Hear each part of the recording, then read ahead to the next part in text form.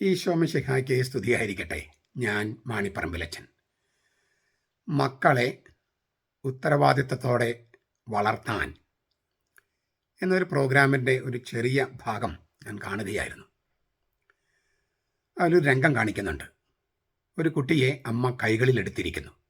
ചെറിയ കുട്ടി, ഒരു വയസ്സ്, 1.25 വയസ്സ്, അല്ലെങ്കിൽ അതിന് അത്ര തോന്നിക്കില്ല.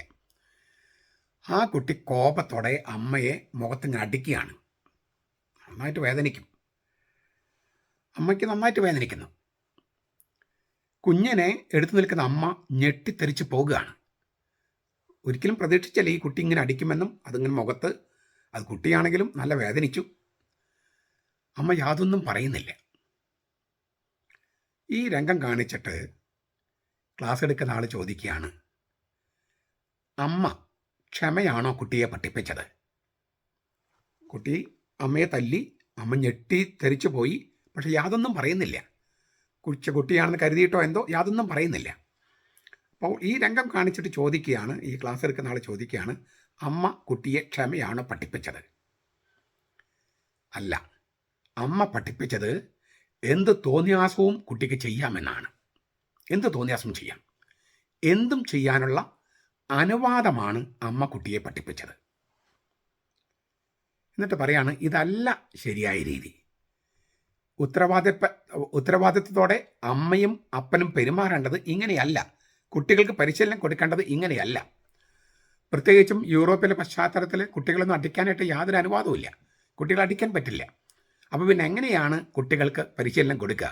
ഉത്തരവാദിത്വ ബോധം ഉള്ളവരായി വളർത്തുക.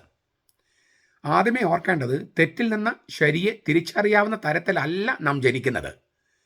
തെറ്റേത് ശരിയേത് എന്ന് തിരിച്ചറിയാവുന്ന, സ്വയമേവ തിരിച്ചറിയാവുന്ന തരത്തിലല്ല നാം ജനിക്കുന്നത്. ശരി ഏതെന്ന് പഠിപ്പിക്കുകയും ശരിയിലേക്ക് പരിശീലനം നൽകുകയും വേണം. തിരുത്തലുകൾ ഇല്ലെങ്കിൽ സംശയമില്ലാതെ തോന്നിയാസം ആവർത്തിച്ചു കൊണ്ടിരിക്കും. തിരുത്തലുകൾ ഇല്ലെങ്കിൽ ഒരു സംശയവുമില്ലാതെ, ഒരു സന്ദേഹവുമില്ലാതെ തോന്നിയാസം ആവർത്തിച്ചു കൊണ്ടേയിരിക്കും. അപ്പോൾ ഈ ഒരു കേസിൽ അമ്മ പിന്നെ എന്താണ് ചെയ്യേണ്ടത്? കുട്ടിയുടെ കൈ തടയണം. അടിക്കുമ്പോൾ കുട്ടിയുടെ കൈ തടയണമായിരുന്നു. എന്നിട്ട് കുട്ടിയുടെ കണ്ണുകളിലേക്ക് നോക്കണം, സൂക്ഷിച്ച് നോക്കണം. എന്നിട്ട് പറയണം, നാം അടിക്കില്ല. അടിക്കുന്നത് നമുക്ക് ചേർന്നതല്ല. അടിക്കുക എന്നുള്ളത്, ഒരാൾ അടിക്കുക എന്നത് നമ്മുടെ സംസ്കൃതിക്ക് ചേർന്നതല്ല എന്ന് കുട്ടിയുടെ കണ്ണുകളിലേക്ക് നോക്കി പറയണം.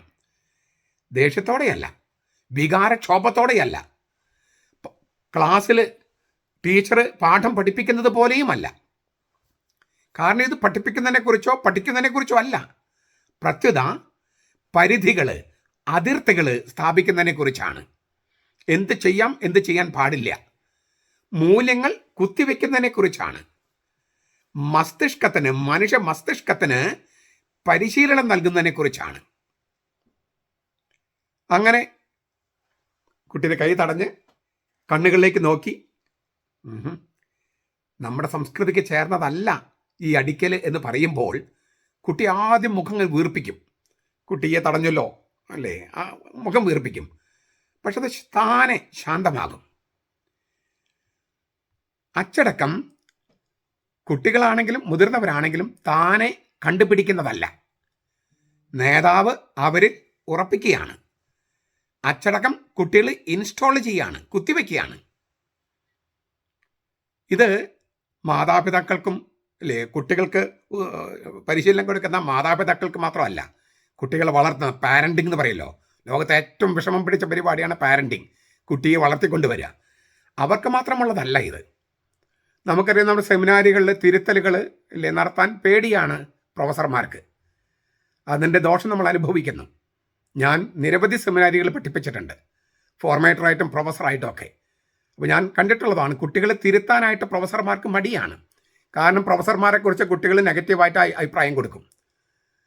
ഈ പല സെമിനാറുകളിലും പ്രൊഫസർമാർക്കാണ് പേടി, കുട്ടികൾക്കല്ല. കാരണം പ്രൊഫസർമാരുടെ രീതികളെക്കുറിച്ച് കുട്ടികൾക്ക് ഇവാലുവേഷൻ കൊടുക്കാം. തീർച്ചയായിട്ടും കുട്ടികളെക്കുറിച്ച് ഇവാലുവേഷൻ പ്രൊഫസർമാർക്കും കൊടുക്കാം. പക്ഷേ എങ്കിലും പ്രൊഫസർമാർ പല സെമിനാറിലും നിലനിന്ന് പോകാനായിട്ട് എന്ത് ചെയ്യും? കുട്ടികൾക്ക് തിരുത്തൽ കൊടുക്കില്ല, മാർക്ക് കൊടുത്തങ്ങ് ജയിപ്പിക്കും, കൂടുതൽ മാർക്ക് കൊടുത്ത് ജയിപ്പിക്കും. അപ്പോൾ പ്രൊഫസർക്ക് ഒരു സൽപ്പേരുണ്ടാകും. അപ്പോൾ കുട്ടികൾ നല്ല നല്ല റിപ്പോർട്ട് കൊടുക്കും. അപ്പോൾ പ്രൊഫസർക്ക് കണ്ടിന്യൂ ചെയ്യാം.